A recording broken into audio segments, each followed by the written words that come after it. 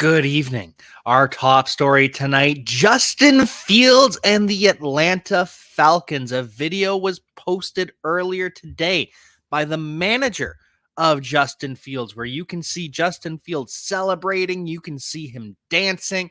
You can see how excited he is. And in the background, we hear, "You ready to go home?" Well, home for Justin Fields would be Atlanta, where the Falcons play. So is Justin Fields on his way to the Atlanta Falcons? We're not quite ready to put a bow on it yet, but that's where things seem to be trending. But there is still a long way to go. So we've got that. We've got updates from the NFL Combine. Our guy, Matty Kiwoom, in attendance. Happy for him. Love to see it. So much good information coming your way on Player Profiler today.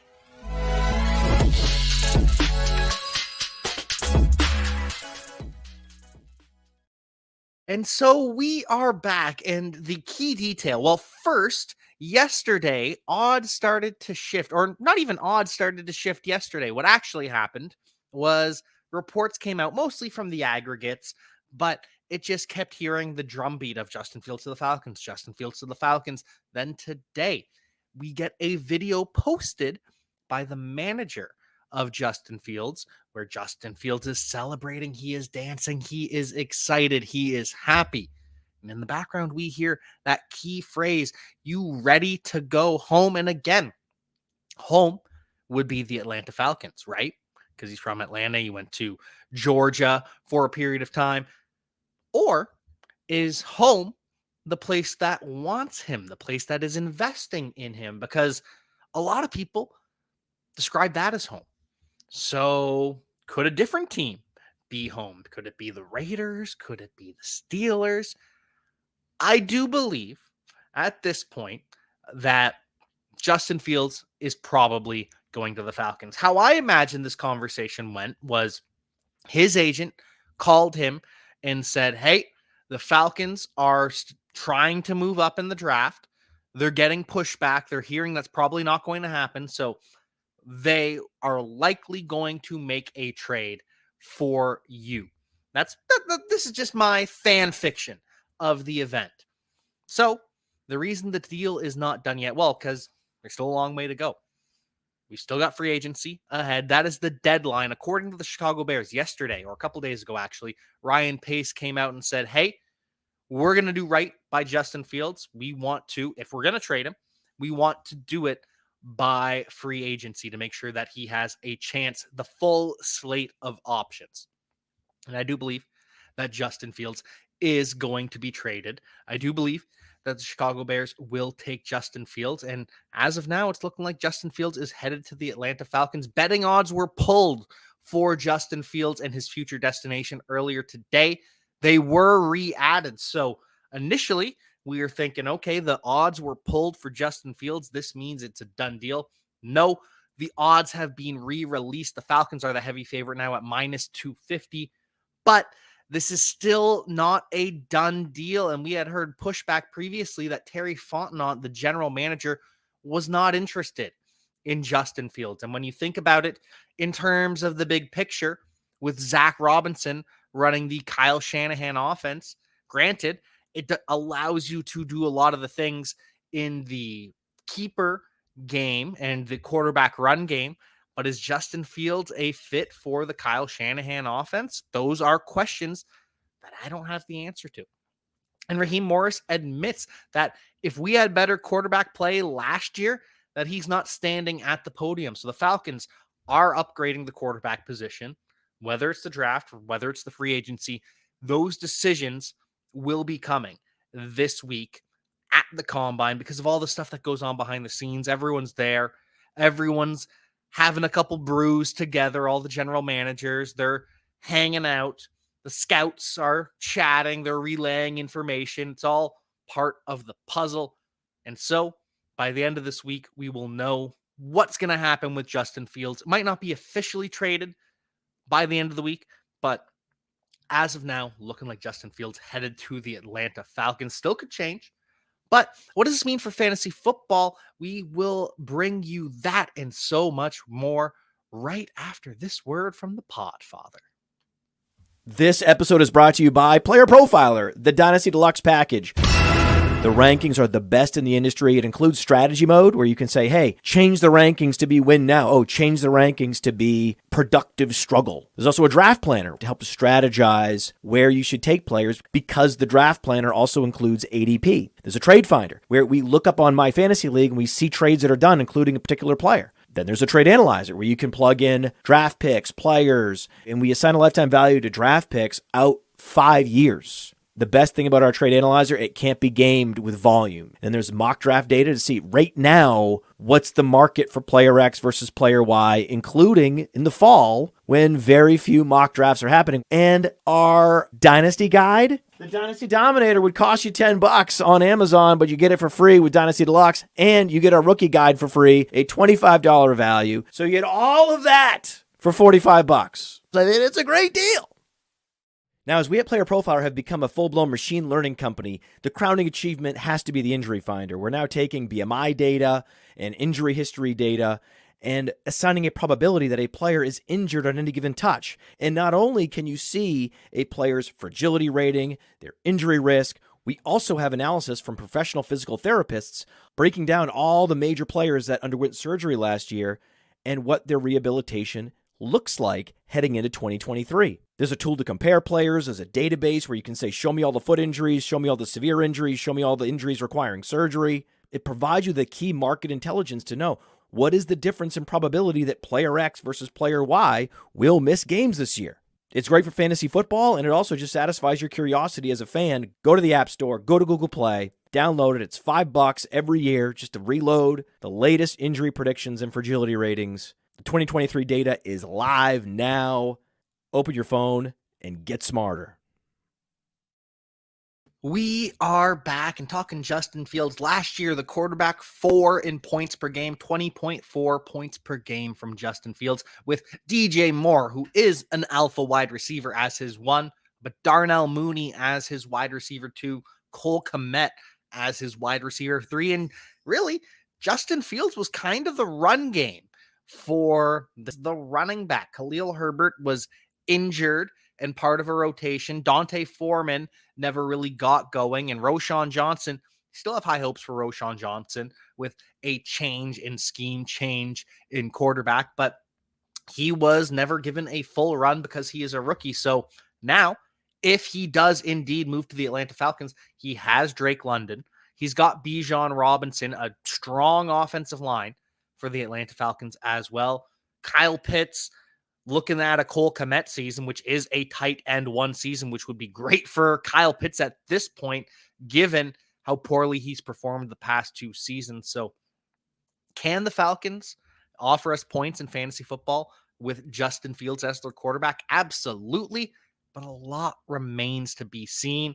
And we still have to find out if Justin Fields is actually going to be a Falcon, or if this was taken out of context to generate buzz. It remains to be seen.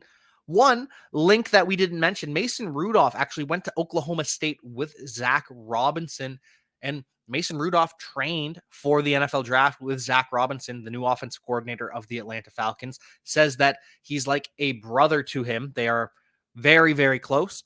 So could Mason Rudolph, if they go the rookie route, be that veteran quarterback, that bridge QB, that veteran to mentor the rookie? Very much in play. But it is the NFL Combine. We have so much ahead of us. We've got quarterbacks who are not going to throw. Caleb Williams not going to throw because he doesn't need to. Caleb Williams shows up late to the NFL draft. He's taken some meetings with some teams, but he's not going to work out because he really doesn't need to. He's Caleb Williams. He's a superstar. He's been the number 1 overall pick for years now. Just accept it, deal with it. That's where we are. Drake May also not going to throw, which disappoints me. I was hoping to see Drake May unleash that cannon, but when it comes to his pro day at North Carolina, we know it's going to be the Zach Wilson special. He's going to drop back and he's going to roll out the opposite way, and then he's going to throw across his body, and Drake May showing off the arm strength. Same with Jaden Daniels. It's all going to be beautiful, but I just want the spectacle of the NFL Combine. So as a business decision, I agree with it all. As a fan, It frustrates me, but JJ McCarthy, Bo Nix, Michael Penix, Spencer Rattler, and the rest of the crew will be throwing. But as for Caleb Williams, he cleared things up today, was asked about playing for the Chicago Bears, and says if he plays for the Chicago Bears, if they draft him first overall, then he's excited. And if the Bears trade out and someone else drafts him first overall, then he's just as excited. Caleb Williams is a professional. Caleb Williams is a businessman. Caleb Williams just wants to go first overall. And that's all there is to it. And you'll hear reports over the next couple of days. Oh, Caleb Williams, he did meet with the New England Patriots either today or yesterday. I'm not actually sure. Oh, Caleb Williams, he's meeting with this team. Jaden Daniels met with the Saints. None of this matters. Every prospect at the combine meets with every team for the same amount of time. So when journalists at the combine ask, hey, have you met with this team? The answer is yes. The answer is always yes. They meet with every single team. So it doesn't matter. These player X met with team Y. Doesn't matter for the combine. They're all going to meet. Once we get later in the process and teams are having players in for their top 30 visits, that starts to matter. But even then, not always a correlation. Teams are tricky this time of year. And this could potentially just be smoke in the wind. But apparently, Bill Belichick was a big Jaden Daniels guy. So if Jaden Daniels was still if Bill Belichick was still the head coach of the New England Patriots, Jaden Daniels might be QB1 for Bill Belichick. That is no longer the case. So is this just smoke season? Do we just not have any idea where anyone is going? Remains to be seen. And as for the Chicago Bears, their statement on the Justin Fields situation, there's no firm plan in place. They want to do right by Justin Fields, and they will trade him before free agency if they do trade him. Caleb, not concerned about the Washington Commanders. Not concerned about the Chicago Bears. The Washington Commanders are reportedly unlikely to pay what the Bears would need to move up one spot and get Caleb Williams. So it sounds like it's not going to be the Washington Commanders. It sounds like it's going to be the Chicago Bears, though Greg Gabriel, who is wrong on so many things, not a big fan of Greg Gabriel, the former Chicago Bears scout, but he does have access to the Chicago Bears. Or is the access he has to the Chicago Bears one of spreading fake news? I don't know, but Greg Gabriel seems to think they'll both trade Justin Fields and trade the first overall pick, potentially move down to second or third overall. So remains to be seen what happens there. As for the Washington Commanders, they, according to the NFLPA puts out a survey. We'll get to more of that later. Apparently, the Washington Commanders had multiple sewage leaks in their locker room last year. Just disgusting. Washington Commanders also will be looking for a new stadium rights holder. So the FedEx Corporation has said, nah, we don't want FedEx Field anymore. We've got 2 years left on our deal. We're going to pull out. We're not interested anymore. FedEx Field is one of, if not the worst stadiums in the NFL. We all remember when the fans almost fell on Jalen Hurts because it was held together with zip ties. But looking for a new sponsor to take on the trash. That is FedEx Field, formerly FedEx Fields. Final note on the Chicago Bears, Jalen Johnson is looking at a franchise tag or a long-term deal. Doesn't sound like he's going anywhere. And that brings us to a lot of franchise tag news. Michael Pittman will get the franchise tag if they can't reach a long-term deal. But no matter what, Michael Pittman is going to be with the Colts in 2024. T. Higgins has been franchise tagged. The team is better with T. Higgins, according to general manager Duke Tobin, but also says that they are open to calls. Last year, the Bengals told teams that, hey, get your own wide receiver. If you're interested in wide receiver, get your own. We're not trading T. Higgins. This year, they did admit we're a better team with T. Higgins, but it wasn't as concrete as last year. So I do believe T. Higgins stays with the Cincinnati Bengals, but they're at least taking the calls, as are the Kansas City Chiefs. Number 3 with the franchise tag, we got L'Jarius Sneed. He will be tagged if they can't reach a long-term deal. But right now, Chiefs working on a long-term deal with Chris Jones. That's the priority. They want to sign him ahead of free agency. L'Jarius Sneed, after they sign Chris Jones, they'll work to make that happen. And if it doesn't work, then they'll simply trade L'Jarius Sneed. They did this a couple years ago. D Ford got sent to the San Francisco 49ers, I think in 2019, for a second-round pick. So we've seen the Chiefs do this before where they franchise tag a player and then send them elsewhere. L'Jarius Sneed has permission to seek a trade, permission to negotiate with other teams. The Falcons reportedly interested in L'Jarius Sneed. So all sorts of news on the Atlanta Falcons and all sorts of news on the Kansas City Chiefs. They also cut Marquez Valdes-Scantling, saved $12 million, a $2 million dead cap hit. And this obviously makes sense. Marquez Valdes-Scantling making $14 million per year in the final year of his contract. That is Cortland Sutton type money. It's more than Jacoby Myers and more than Michael Gallup, who are the tier below. It's more than DeAndre Hopkins made last year. It's right below Cortland Sutton. And the Chiefs, who do have money, the Chiefs have a lot of money, but they're freeing up even more. They're looking to sign Chris Jones, maybe sign L'Jarius Sneed, looking for playmakers for Patrick Mahomes as well. They've got money to spend. And so Marquez Valdes-Scantling, playoff hero, dud during the regular season, got benched for Justin Watson at one point. But MVS is on his way out. Final piece of news with the Kansas City Chiefs, by the way, Chiefs-aholic. We all remember the Chiefs fan. There was a string of bank robberies ahead of or behind. I can't remember if they happened before or after the game, but Chiefs road games always had a bank robbery in that city. And then a Chiefs fan was arrested for it. He has now pled guilty to robbery, money laundering, and transporting stolen goods across state line. Faces up to 50 years in prison. $532,000 in restitution will be paid by Chiefs-aholic. Plus, he has to give up his signed Patrick Mahomes painting to help pay for that, I imagine. And the statement by his lawyer. You just got to watch it. You absolutely go and have to watch it. I can't describe to you how ridiculous and how cinematic it is. So go look up on Twitter, YouTube, whatever, the Chiefs-aholic lawyer giving his statement after pleading guilty. It is pure cinema. As for the franchise tag, Justin Madubuike, that's number 4 on the franchise tag. He will receive the franchise tag if the Ravens cannot sign him to a long-term deal. On the franchise tag, it'd be $22.1 million per year. On a long-term deal, probably a bit more than that, but the Ravens looking to keep their homegrown talent on the interior defensive line. Defensive coordinator change, looking to keep that defense strong. Rashad Bateman get a lot of hype yesterday from their head coach, John Harbaugh. He's going to see a lot more in 2024. I think Rashad Bateman is going to take a big step. That's directly from John Harbaugh.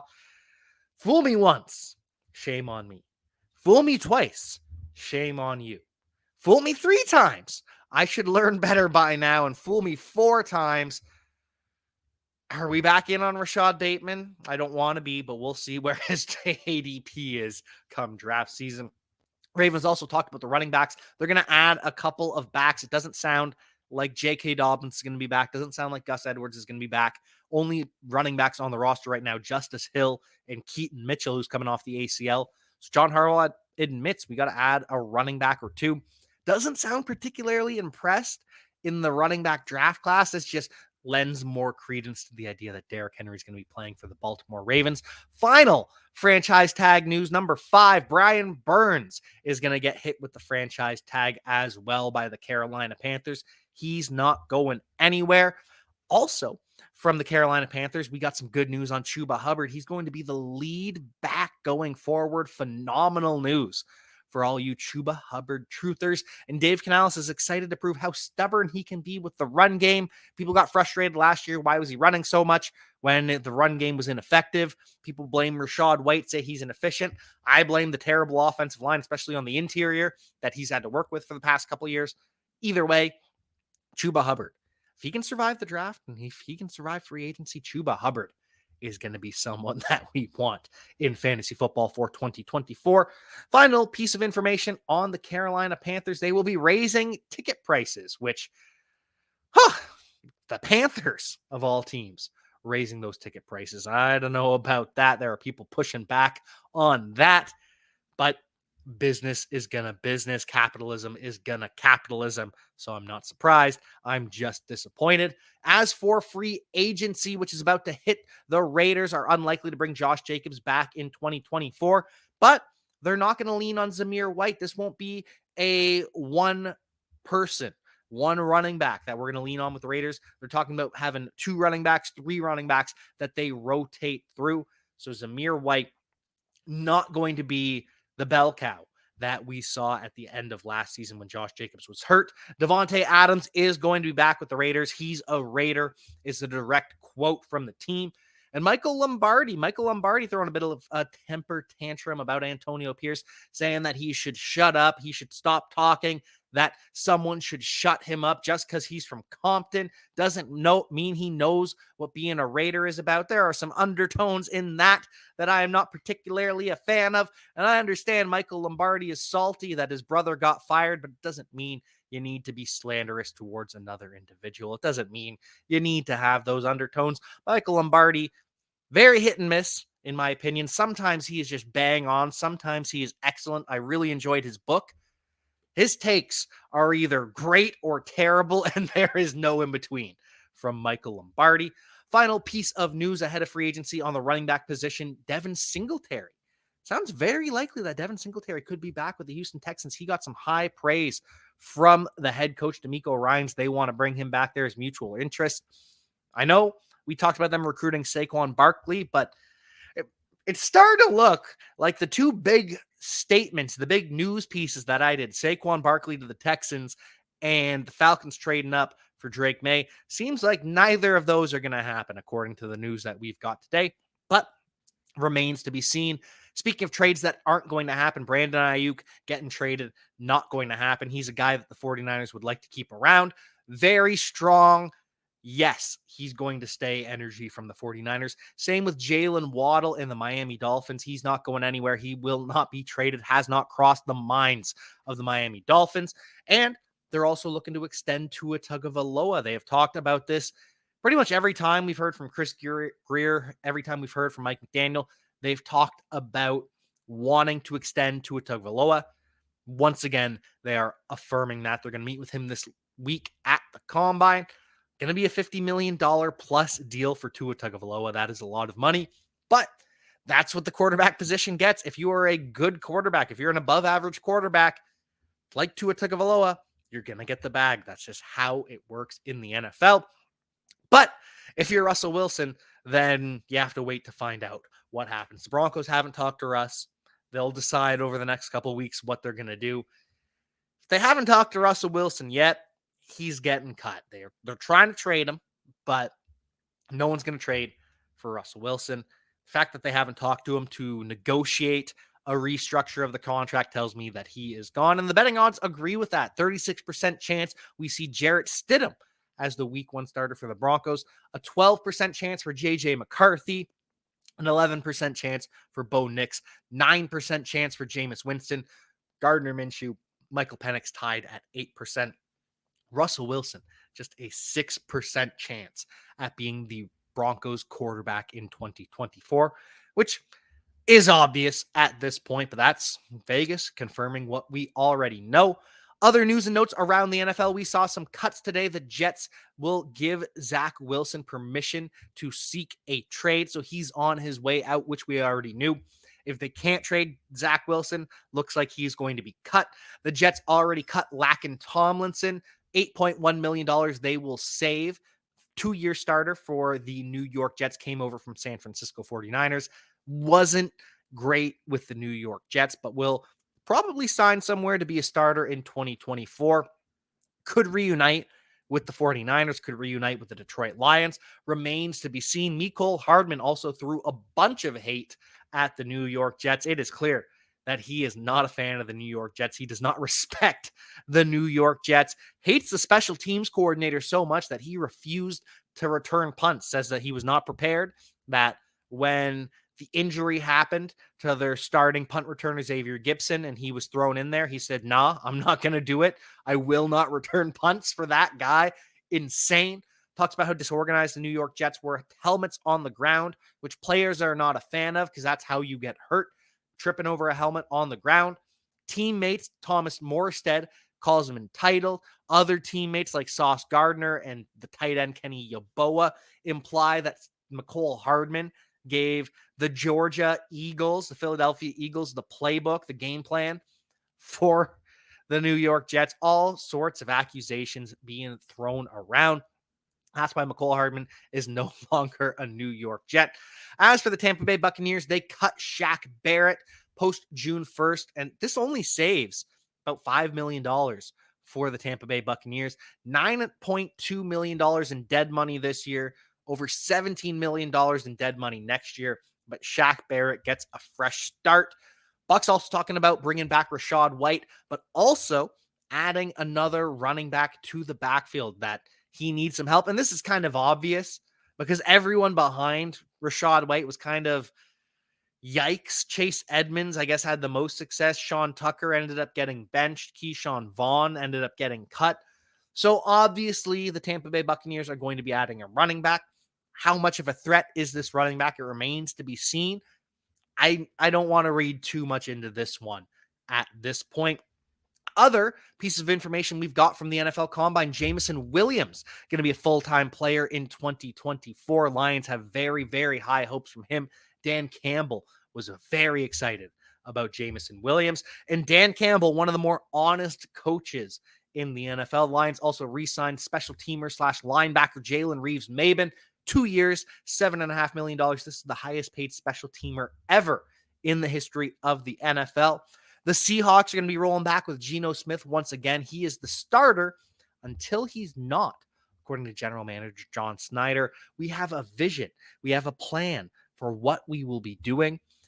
And by all accounts, what the Seahawks will be doing is drafting Michael Penix in the second round, maybe third round, but either way, Seahawks are going to be adding competition for Geno Smith. Geno Smith, kind of quarterback where you can have him, you can win with him, but it doesn't stop you from looking for succession plans. I expect that succession plan to be Michael Penix, though we could be wrong. Maybe it's JJ McCarthy, maybe it's Bo Nix, maybe it's Spencer Rattler. Either way, Seahawks are going to be looking for another quarterback. The Titans, don't know if they'll be looking for another running back. Tajay Spears, very, very high praise from general manager Rand Carthon, talking about how he is made of the right shit. And I absolutely love to hear that about Tajay Spears. Tajay Spears is someone that I have been hyping all season long, was at times playing more snaps than Derrick Henry, was one of the better receiving backs in the NFL in his first year. Tajay Spears to the moon. Not so good news for Treylon Burks. Our guy Cody Carpentier asked the head coach Brian Callahan, how does he compare Treylon Burks to Jamar Chase? And some people complain about the question. Well, obviously he's not going to say he's Jamar Chase. I love the question because you get to hear, okay, this is the peak. This is the pinnacle. How does Treylon Burks stack up to the pinnacle in Jamar Chase? And I don't know about Treylon Burks. I would not be surprised if they added another wide receiver to be that alpha, be that wide receiver one. Brian Callahan does mention that Treylon Burks is training with DeAndre Hopkins, but that he is not Jamar Chase. They are just not in the same tier, and that is very clear. Also very clear from the Arizona Cardinals that Michael Wilson is not the wide receiver one. They don't want to get into those terms. Clear from the Cardinals that he is not their guy. They're going to be looking to sign a wide receiver. Maybe they bring back Hollywood Brown. Maybe they draft someone. But Michael Wilson, not the wide receiver one. More of a 2, more of a 3, which breaks my heart. Very disappointing. But we did get good news on Ty Chandler. If you listen to Kevin O'Connell talk about Ty Chandler, big season ahead for Ty Chandler. Can't wait to see it. Truly can't wait to see it. Final news and notes about the Minnesota Vikings. Justin Jefferson will not be traded. Kirk Cousins wants to be a Minnesota Viking. They've had lots of dialogue this offseason, and they are working towards an extension. But they did also sign a new quarterback coach. Josh McCown going to be the QB coach of the Minnesota Vikings in 2024. And back in 2019, Josh McCown was a high school football coach with Drake May as his quarterback.